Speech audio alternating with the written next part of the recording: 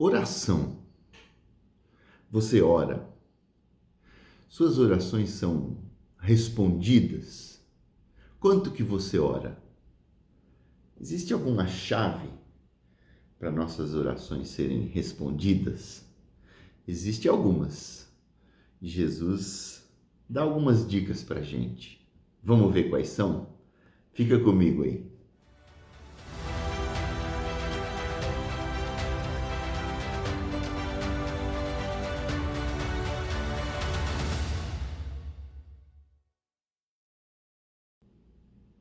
Bom dia!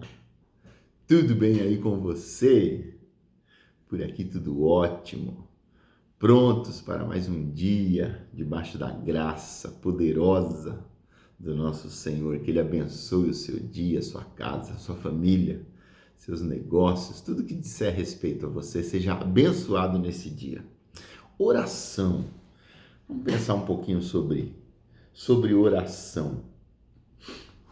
Tem uma parábola que Jesus deixou para a gente lá no livro de Lucas, Evangelho de Lucas, no capítulo 18. E ela nos dá algumas dicas sobre orações poderosas. Qual oração que Deus atende? Nesses dias eu tenho pensado, a gente vai começar os nossos cultos de oração na nossa igreja. E a gente tem uma expressão no meio que a gente conhece muito, que a gente fala assim, mulheres de oração. Geralmente as mulheres oram mais que os homens, né? E aí eu tenho pensado nessa expressão, mulheres de oração. Mas Deus tem colocado no meu coração que, mais que mulheres de oração, Ele busca mulheres de orações respondidas. É muito diferente isso. Eu posso orar, mas eu posso não ter minhas orações respondidas. E nessa parábola que a gente encontra lá no Evangelho de Lucas, no capítulo 18, tem algumas coisas interessantes que eu queria pensar com vocês nesta manhã. A parábola do juiz iníquo, Evangelho de Lucas, capítulo 12. É só aqui que essa parábola é mencionada e ela diz assim: disse-lhe Jesus uma parábola sobre o dever de orar sempre e nunca esmorecer. Havia em certa cidade um juiz que não temia a Deus, nem respeitava homem algum. Havia também naquela mesma cidade uma viúva que vinha ter com ele dizendo: julga minha causa contra o meu adversário. Ele por algum tempo não a quis atender, mas depois disse consigo: bem, que eu não temo a Deus, nem respeito a homem algum. Todavia, como esta viúva me importuna, julgarei a sua causa, para não suceder que por fim venha molestar-me. Então disse o Senhor: considerai no que diz este juiz iníquo. Não fará Deus justiça aos seus escolhidos, que a ele clamam dia e noite, embora pareça demorado em defendê-los? Digo-vos que depressa lhes fará justiça. Contudo, quando vier o Filho do Homem, achará porventura fé na terra? Interessante Jesus usar um juiz iníquo que não temia a Deus como referência, como exemplo de oração que Deus atende. E a primeira coisa que me chama a atenção nessa parábola de Jesus é o contraste entre as posições, uma pessoa poderosa, o juiz, versus uma pessoa sem expressão alguma, uma viúva frágil, sem poder. E aí eu vejo a primeira distinção, um Deus poderoso versus meros mortais, aquele que tem o poder em suas mãos e aqueles que dependem desse poder.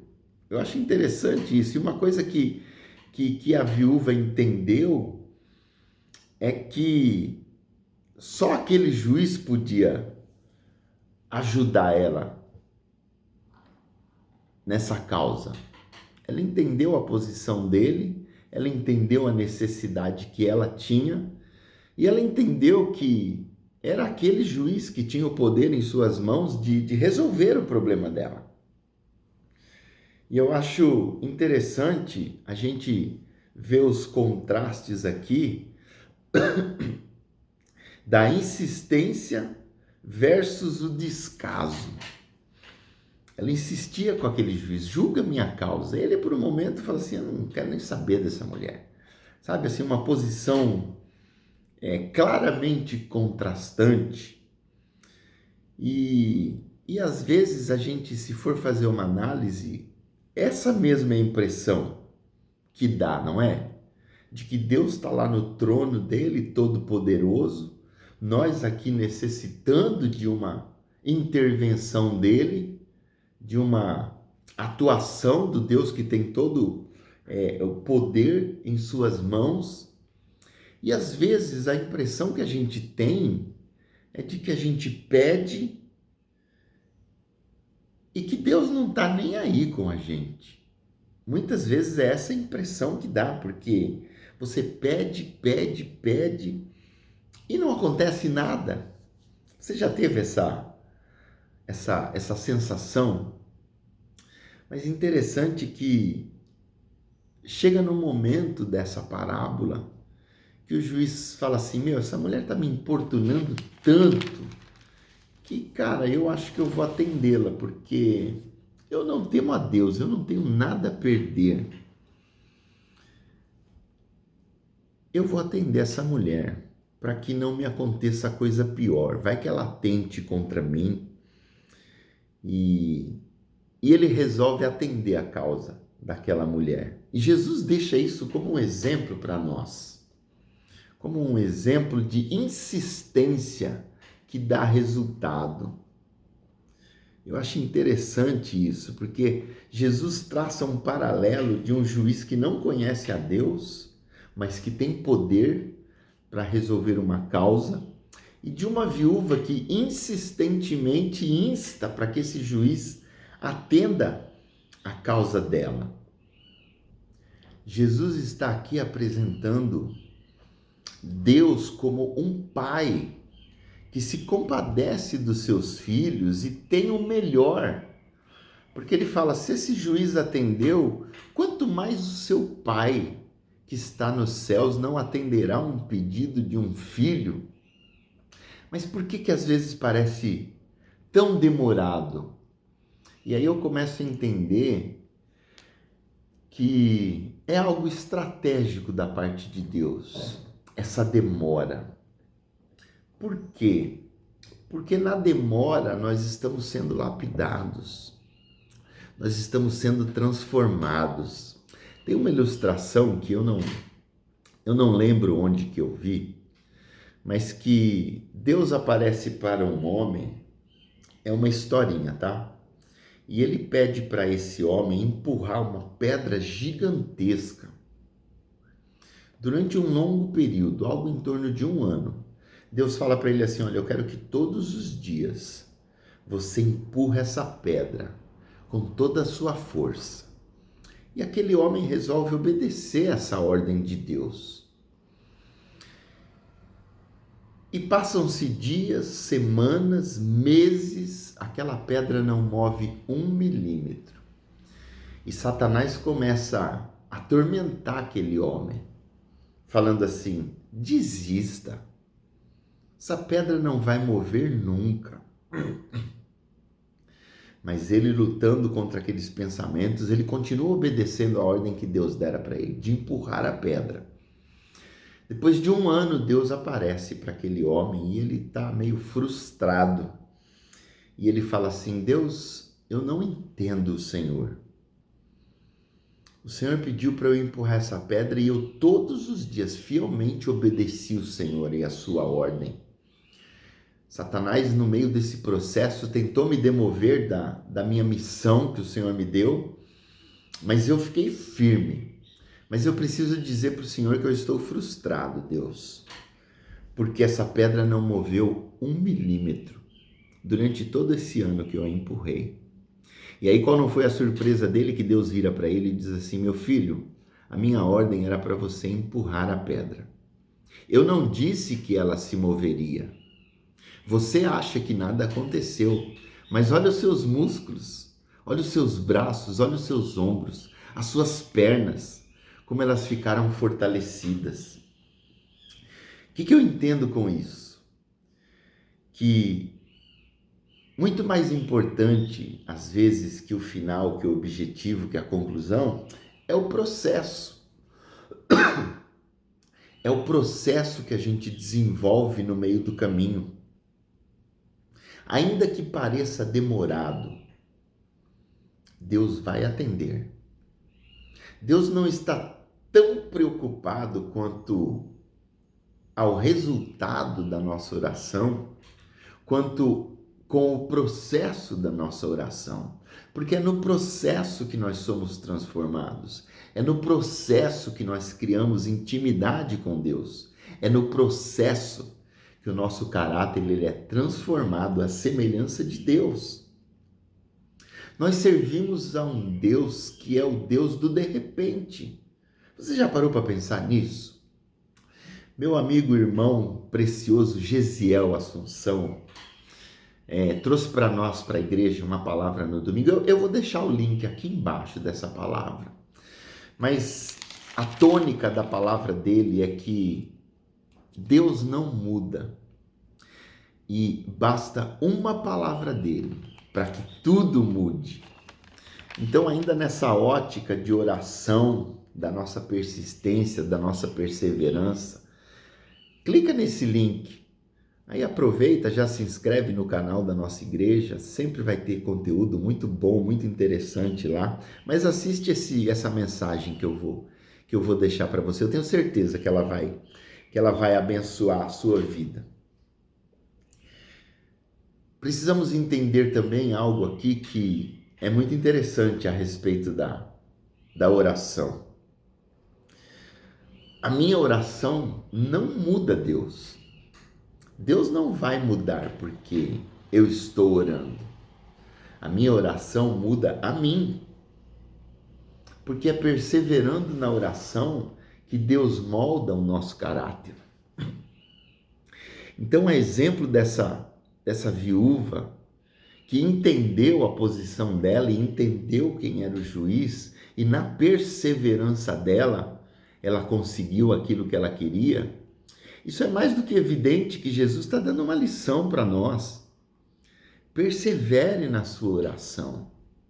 Deus não está surdo, não está cego para que não veja o seu clamor, mas Ele se agrada de um filho que vai para Ele em oração, reconhecendo quem Ele é, reconhecendo o poder que só Ele tem. E uma coisa que eu gosto nessa parábola, não está claro, mas eu gosto de pensar nesse aspecto, é que só pai e mãe vai entender isso que eu vou falar agora. Quando a gente tem um filho que está querendo alguma coisa, e ele vem insistentemente pedir para nós, e senta no nosso colo, e fala: pai, eu queria tanto isso, me dá isso, pai. Puxa, como eu gostaria disso, pai. O pai sabe que a hora que ele atender o pedido e der o que o filho está pedindo, acabou o colinho. O filho esquece do pai e da mãe. E eu acho que com Deus não é diferente. Deus se agrada que estejamos constantemente na presença dele, buscando a presença dele, reconhecendo a soberania e o poder dele. E a gente busca ele em oração diariamente. Já aconteceu isso com você? Quando você quer tanto alguma coisa, e todo dia você está ali na presença de Deus, buscando, almejando, falando com Deus sobre a sua necessidade. Eu tenho certeza que um dos fatos de Deus não responder de pronto a nossa oração é porque Ele se agrada muito que nós tenhamos tempo na presença dele. Lembra, desde o Éden, Deus criou o homem para ter relacionamento com ele. Então, quando eu vou para Deus em oração, é algo que alegra o coração de Deus. Por mais que ele seja um Deus poderoso, gigantesco, soberano, acima de todas as coisas, é um Deus que se alegra quando tem um filho na presença dele, buscando o colo do papai, ainda que seja por interesses próprios. E aqui eu tenho uma chave para você, meu irmão, minha irmã. Se Deus se agrada dessa nossa presença constante com ele, não espere a necessidade para buscar essa presença. Tenha uma vida de intimidade com ele constante, independente daquilo que você precisa. Busque comunhão com esse Deus e você vai ver como sua vida vai fluir de modo muito mais natural. Desenvolva o hábito de estar no colo do Pai sem interesse, simplesmente por estar na presença dele.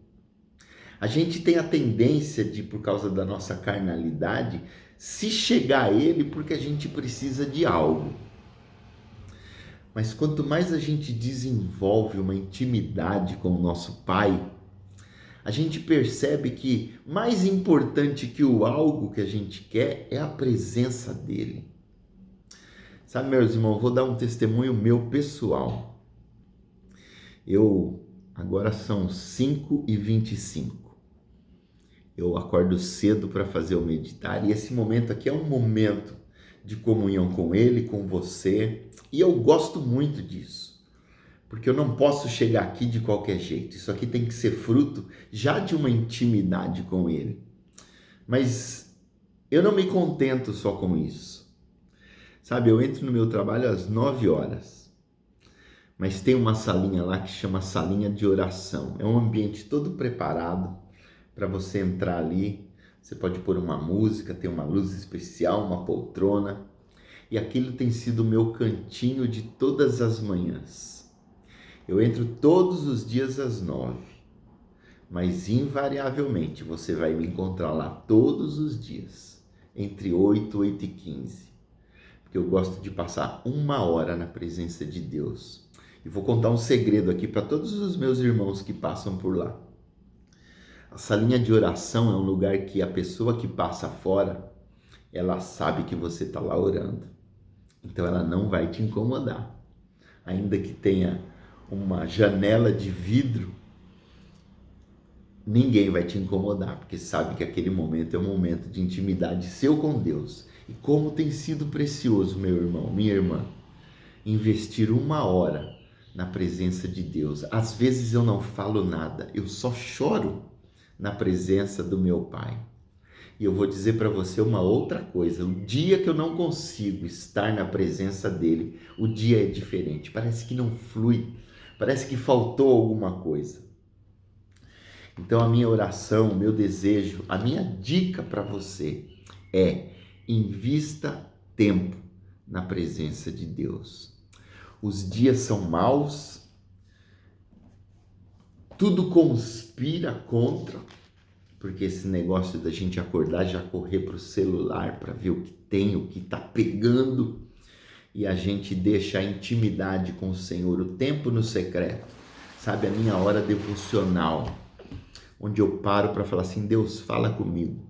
Não somente um momento onde eu vomito os meus pedidos, o meu checklist, mas um momento onde eu foco a minha mente, os meus ouvidos em tentar ouvir aquilo que o Senhor tem para me dizer. Interessante que Jesus termina esse texto da parábola do juiz iníquo, lá no verso 8, dizendo assim: digo-vos que depressa lhes fará justiça. Deus atendendo a oração daquele que perseverou em oração, daquele que investiu tempo para ter a sua resposta. Mas aí ele termina de um jeito que é um alerta para nós.